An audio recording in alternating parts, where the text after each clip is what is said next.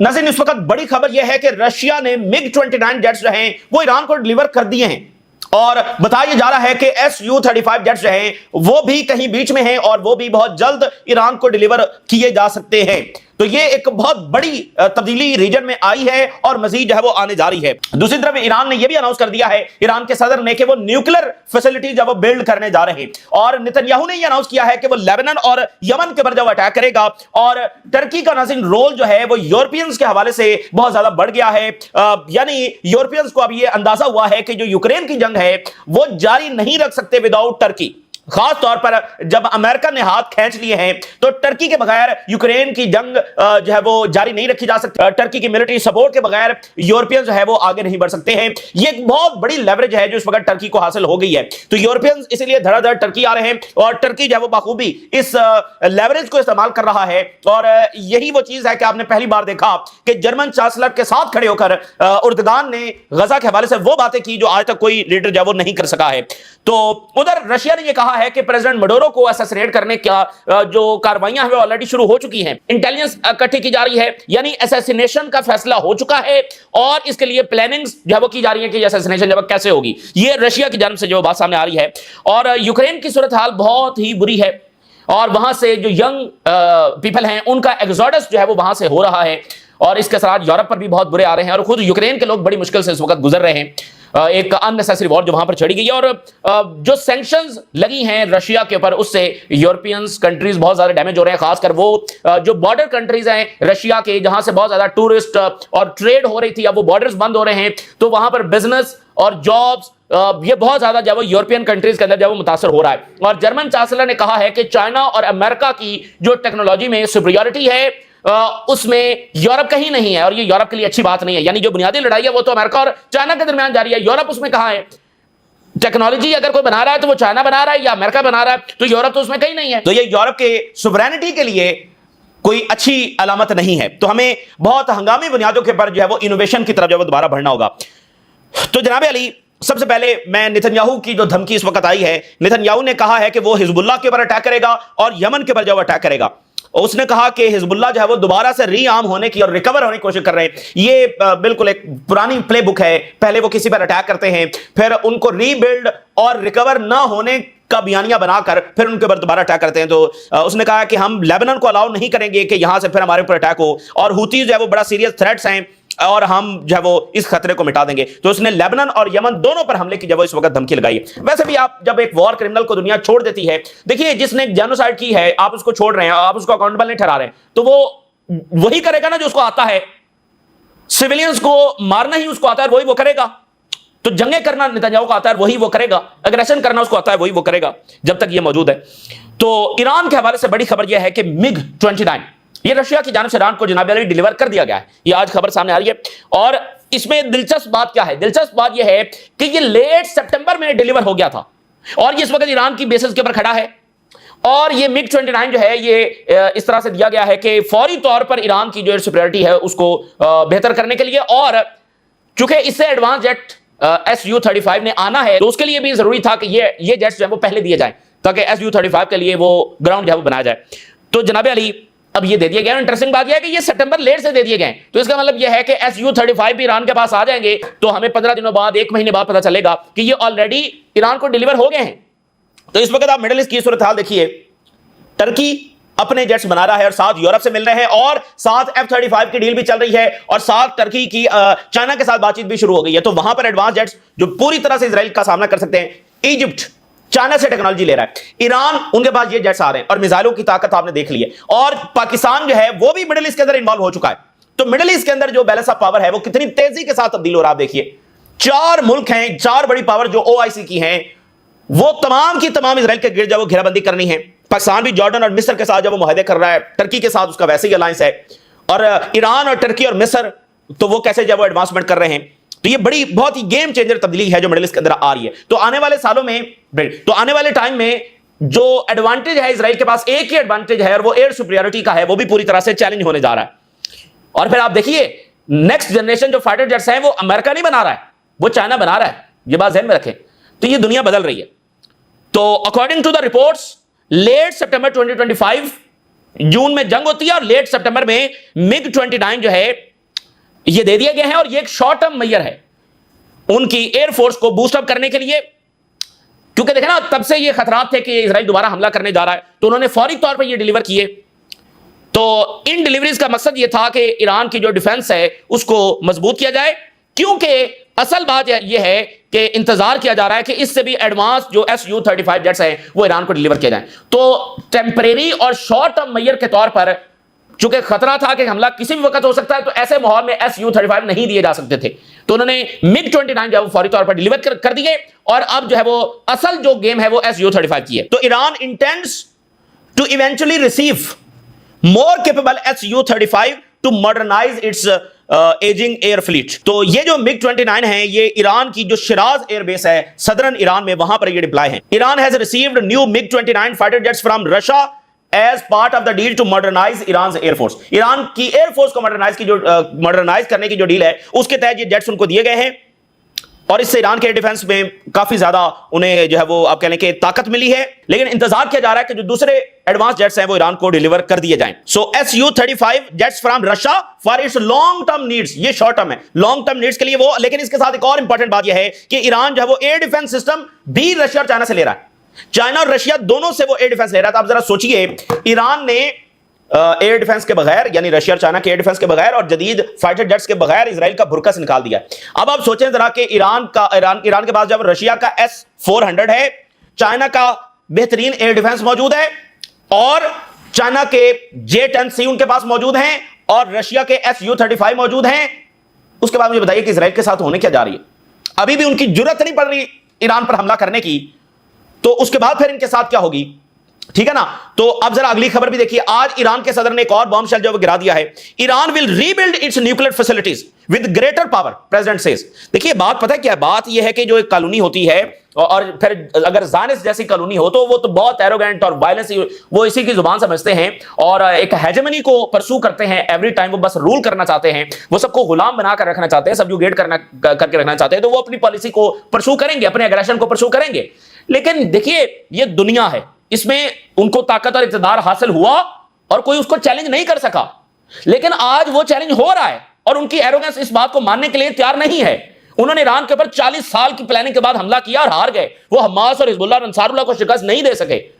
ये वो चीजें हैं जो फिर rise of China, return of the Russia, ये मिडिल ईस्ट जो है वो बदल रहा है, और इजराइल जो समझता है कि वो यहां पर हेजेमनी बरकरार रख सकता है, ये उसकी खाम ख्याली है, ये उसकी सिर्फ और सिर्फ एरोगेंस है। खुद अमेरिकन एम्पायर वो कितने बड़े जो बहरान है उसके अंदर जब जा चुका है। यूरोपियंस अपना सोच रहे हैं कि भाई हमने क्या करना है, इस लायबिलिटी को वो कितनी देर जब वो बर्दाश्त करेंगे और अफोर्ड करेंगे, अफोर्ड करने वाली बात है। तो जेट्स भी आ गए, एयर डिफेंस भी आ गया, न्यूक्लियर वो कह रहे हैं कि हम बिल्ड करेंगे।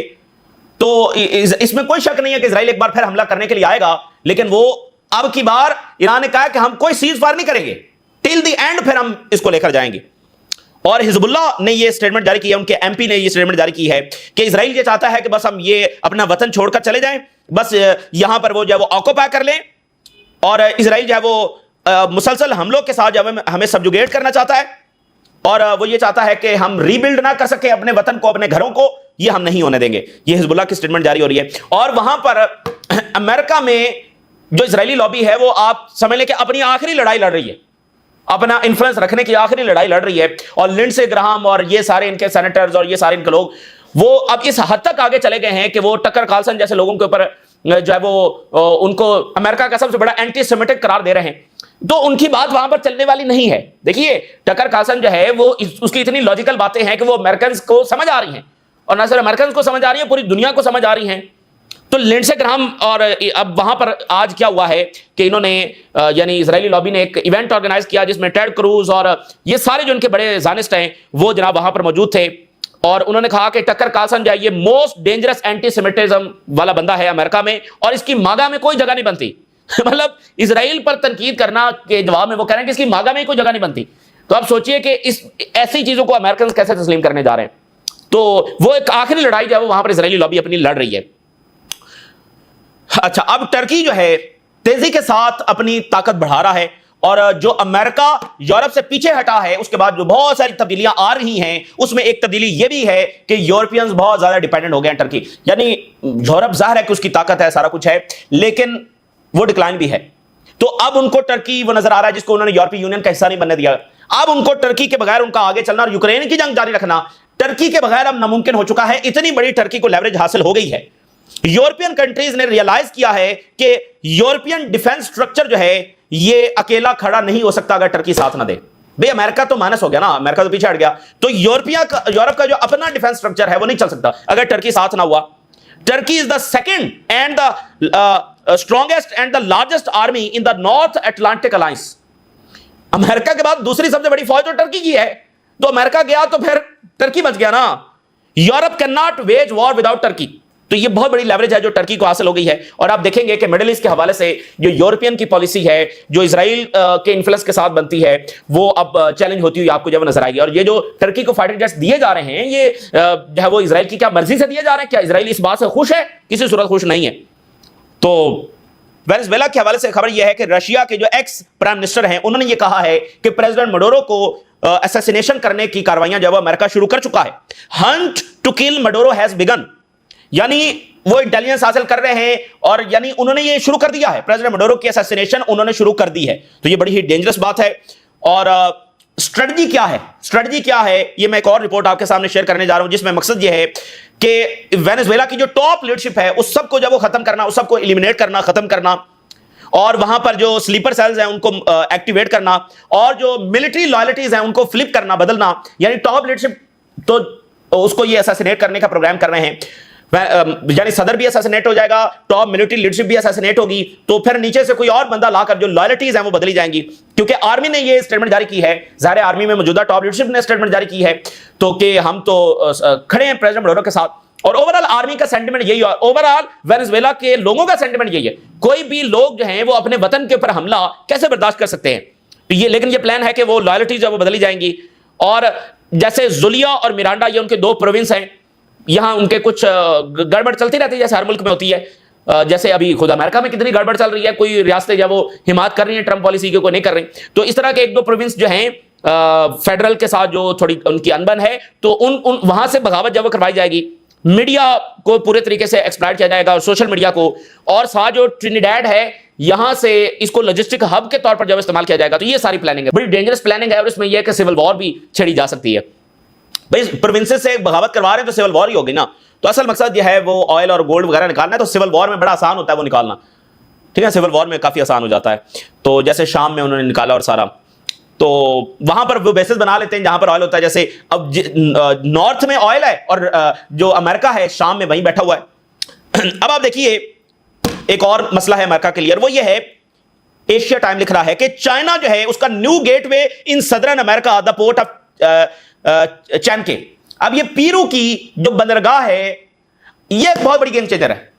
ये एक आप कह लें कि इंडिपेंडेंट पोर्ट होगी जिससे चाइना डायरेक्टली एक्सेस कर सकता है। यानी अमेरिका अब इसमें नहीं है कि अमेरिका की बंदरगाहें वो इस्तेमाल चाइना करेगा और वहां से इजाजत लेना पड़ेगी, नहीं, ये चाइना ने खुद बना ली है और चाइना अब डायरेक्टली साउथ अमेरिका को जो है वो एक्सेस कर सकता है। ये 200 साल में पहली बार ऐसा हो रहा है। The port will translate into greater Chinese leverage, China के पास ये बहुत बड़ी लेवरेज आ जाएगी ओवर ट्रेड इंफ्रास्ट्रक्चर में, further side lining the United states of America.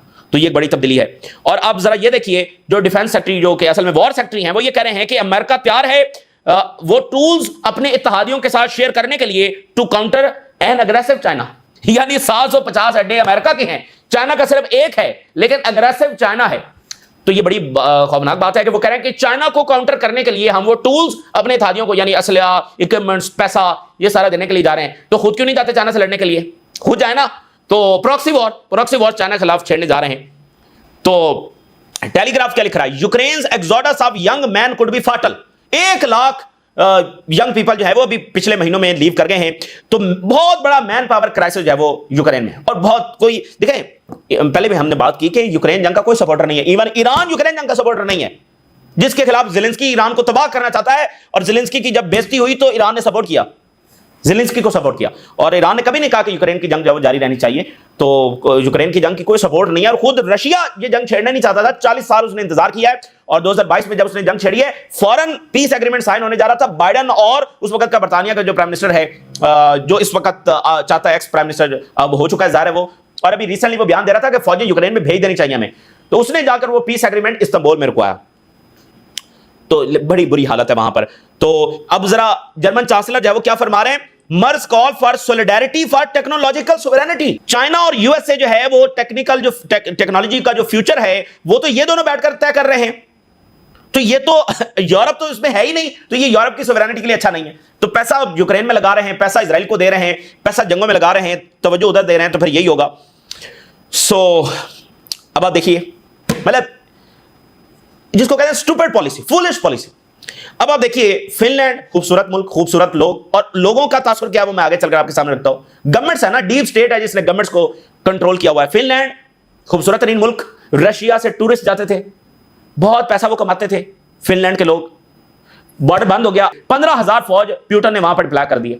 और अब जरा ब्लूमबर्ग क्या लिख रहा है, Finland's border region once profited from Russia, now unease is growing. एक वक्त था कि रशिया से प्रॉफिट कमाया करता था फिनलैंड। डेली रोजाना 1 मिलियन यूरोस का नुकसान हो रहा है सिर्फ इस चीज का कि जो रशिया से टूरिस्ट आया करते थे सिर्फ वो रुक गए हैं इसके नतीजे में। 1 मिलियन यूरोस कितना बड़ा बिजनेस है, 1 मिलियन यूरोस कितने रोजगार इसके साथ जुड़े होंगे। तो जिनके नंबर जो है वो 2 मिलियन सालाना, 2 मिलियन रशियन जो है वो टूरिस्ट वहां पर जाया करते थे इस बॉर्डर से। यहां पर दुकानें, होटल्स, बाकी लग्जरी कॉम्प्लेक्सेस जो हैं ये सारे बंद हो गए हैं, और अनएम्प्लॉयमेंट जो है वो 15% तक बढ़ गई है। बहुत सारे वर्कर जो हैं वो और इस यहां से छोड़कर जब वो चले गए हैं। बिजनेस कम्युनिटी जो है वो फिनलैंड की बहुत ज्यादा इस बात पर परेशान और एडमिट कर रही है कि वो पैसा जो बड़ी आसानी से रशिया से हमारे पास आ जाता था वो हैज गॉन फॉर एवर। जो फिनलैंड के पॉलिटिशियन हैं वो क्या बात कर रहे हैं, जरा उनकी बात देखिए। उन्होंने कहा कि जो यूरोप कर रहा है, कल को नतीजा यह निकल सकता है कि रशिया हमसे $200 बिलियन कंपनसेशन मनी भी मांग सकता है। आपको पता है ना, जैसे जर्मनी हारा था तो जर्मनी ने $270 बिलियन है वो पे किए थे, जिसकी आखिरी किस्त उन्होंने 2010 में पे की है एलाइड फोर्सेस को। अब जरा उनकी बातें सुनिए। उन्होंने कहा कि यूरोपीय यूनियन की ये जंग है जो इन्होंने छेड़ी है, और यूरोपीय यूनियन जो वो सुपीरियरिटी चाहता है, और ये जो सारी जंग है ये वेस्ट ने प्रवोक की रशिया के ऊपर। ये रशिया की छेड़ी जंग नहीं है, ये वेस्ट की छेड़ी जंग है। और जो एग्रीमेंट्स हुए सब की सब जब वेस्ट ने उसकी खिलाफवर्जी की। और उन्होंने कहा कि रशिया ने बड़ी इंटेलिजेंस पॉलिसीज अपनाई, लेकिन यूरोपियंस जो हैं वो एक्ट स्टूपिडिटली, ये उनके अल्फाज हैं। और रशिया कल को हमसे 200 बिलियन यूरो जो है इन कंपनसेशन मांग सकता है, क्योंकि हमने इस जंग को फाइनेंस किया और शुरू किया। ये यूरोपियंस की जंग है ना, तो हमने फाइनेंस किया। और ये 200 बिलियन यूरोस वो नहीं कि अगर रशिया के एसेट्स यूरोप जब्त कर लेता है तो उसके बाद, नहीं, वो तो अलग है। वो तो अगर रशिया के पैसे लिए वो तो देने ही देने, ये उससे हटके बात हो रही है, क्योंकि जंग छेड़ी वेस्ट ने है ना, तो रशिया कंपनसेशन मनी मांग सकता है, कल को ये भी हो सकता है। तो उन्होंने कहा ये यूरोप ने जंग छेड़ी और ये कोई अकलमंदाना पॉलिसी नहीं है रशिया के साथ जंग लड़ना, क्योंकि हम कभी ये जीत नहीं सकते और बहुत ज्यादा हमारा जो नुकसान हो रहा है।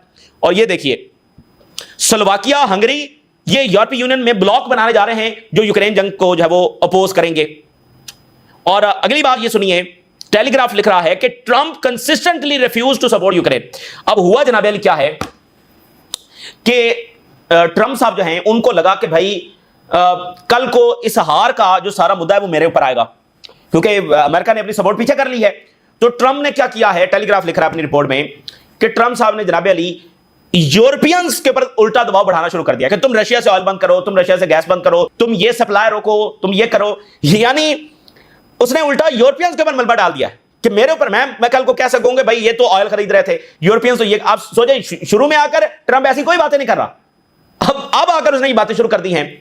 तो ये टेलीग्राफ जब लिख रहा है, तो अमेरिका जिसने बुनियादी तौर पर जंग शुरू की, बुनियादी अमेरिका ने शुरू की, और उसके बाद यूरोप इन्वॉल्व हुआ, तो अमेरिका चुप करके साइड पर निकल गया। यूरोप को बहुत ज्यादा डे बाय डे जो है वो नुकसान हो रहा है, और ये कभी भी रशिया से जीत नहीं सकते हैं। रशिया की हार का मतलब एक वर्ल्ड वॉर है जिसमें पूरी दुनिया की शिकस्त होगी। तो ये इस वक्त की ताजा तरीन सूरत हाल है जो आपके साथ शेयर किया हमने। राय सुरगा करें, इजाजत दीजिए, अल्लाह हाफिज।